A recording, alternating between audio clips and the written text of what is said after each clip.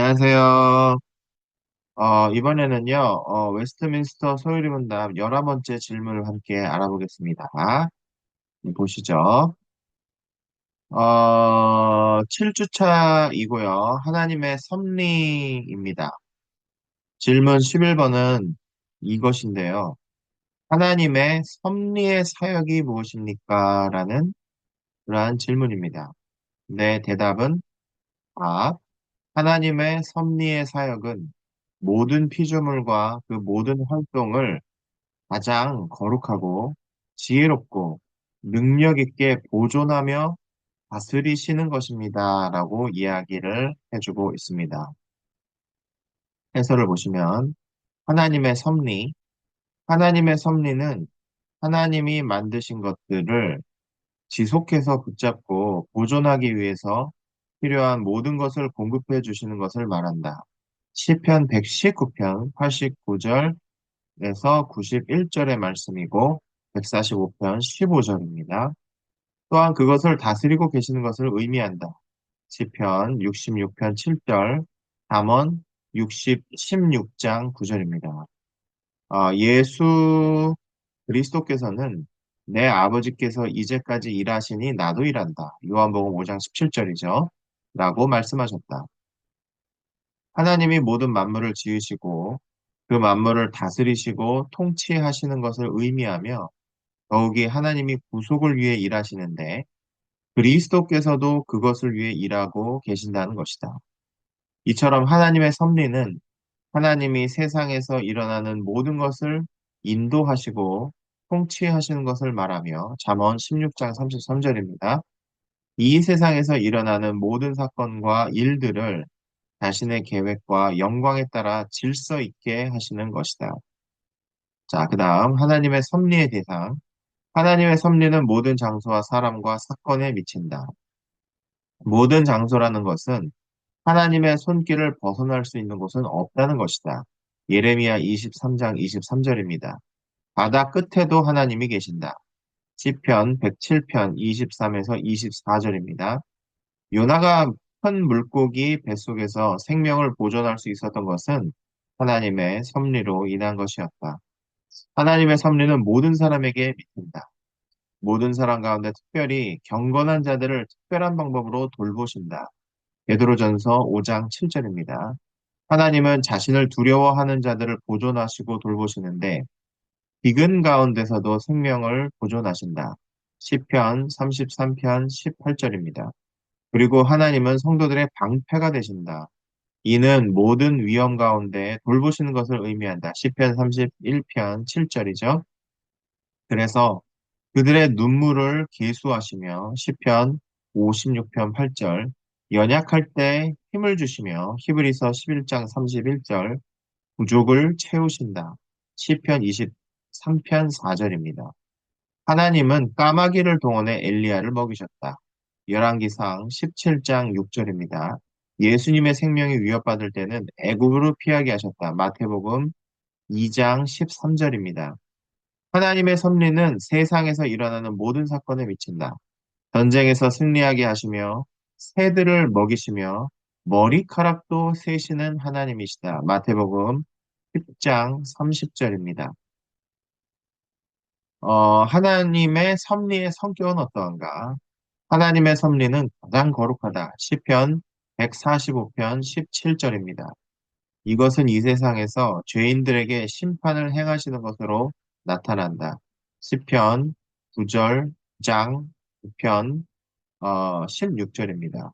그리고 하나님의 섭리는 하나님의 지극한 지혜로부터 나온다. 시편 104편 24절입니다. 그래서 모든 만물을 하나님이 지으신 목적에 따라 움직이게 하신다. 로마서 8장 28절, 시편 28편 9절입니다. 또한 하나님의 섭리는 하나님의 한없는 능력으로부터 나온 것이다. 다니엘서 4장 35절입니다. 따라서 어떤 누구도 하나님의 의지와 뜻에 저항할 수 없습니다. 다니엘서 4장 35절, 시편 135편 6절입니다. 하나님의 성도는 반드시 하나님의 섭리를 믿어야 한다. 더욱이 하나님의 섭리는 기밀스러운 것이기 때문에 상황이 어떠하더라도 굳게 믿어야 한다. 하나님의 섭리의 종류들. 하나님의 섭리는 통상적 섭리와 이상한 섭리와 일반적 섭리와 특별 섭리로 구분됩니다. 통상적 섭리는 처음부터 하나님이 정하신 질서대로 모든 것을 보존하시는 것이며, 호세아서 2장 21절, 22절입니다. 비상한 섭리는 자연적인 질서를 뛰어넘어 혹은 반대로 일어나는 것이다. 일반적 섭리는 하나님이 자신이 만든 모든 피조물을 예외 없이 돌보시는 것을 말하며, 느헤미야 9장 6절, 사도행전 17장 28절. 특별 섭리는 이 세상에서 자신의 백성들을 돌보시는 하나님의 도덕적 다스리심을 말합니다. 하나님의 섭리와 인간의 죄.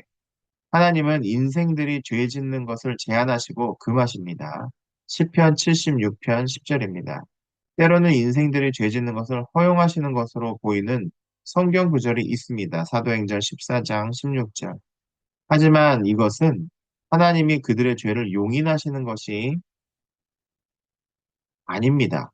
하나님의 선한 목적을 위해 조정하셔서 자신의 영광을 나타내시려는 것입니다.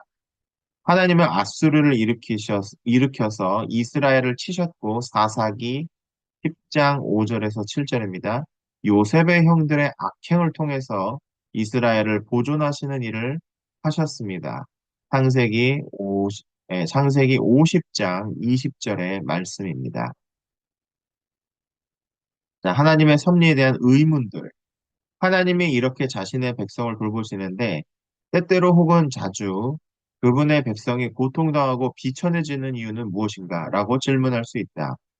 이것은 현재의 상황이 하나님의 섭리에서 벗어난 것 같다고 생각하는 것이다. 이처럼 하나님의 경건한 백성이 고통을 당하고 악인들이 득세하고 평안한 삶을 사는 경우에 하나님의 섭리에 대해서 의문을 갖게 됩니다. 하박국 1장 12절의 말씀입니다. 또한 하나님이 자신의 성도들에게 약속해 주셨는데, 상황이 약속과 반대되는 양상으로 나타나는 경우도 있습니다. 하나님은 다윗에게 왕이 될 것을 약속해 주셨지만 사울은 더욱 그를 죽이려 했습니다. 바울은 하나님으로부터 풍랑 가운데 약속을 받았습니다. 하지만 상황은 나아지지 않았다. 그러나 이러한 모든 경우에도 하나님의 섭리가 하나님의 지극히 거룩하심과 지혜로우심 가운데 나왔음을 기억해야 한다. 인생은 하나님의 계획과 목적을 다 이해할 수 없기 때문에 하나님의 섭리에 의문을 갖거나 의심해서는 안 된다. 오히려 겸손히 하나님의 온전한 뜻을 이해하기까지 기다려야 한다. 우리의 의무는 하나님의 섭리에 굴복하며 섭리를 지켜보는 것이다. 시편 107편 43절의 말씀입니다. 네, 좋습니다. 오늘은 여기까지 해서요. 예, 웨스터민스터 소요리문답 11번째 질문에 대한 질문과 답변과 해설을 함께 읽어보았습니다. 시청해주셔서 감사합니다. 주님을 찬양합니다.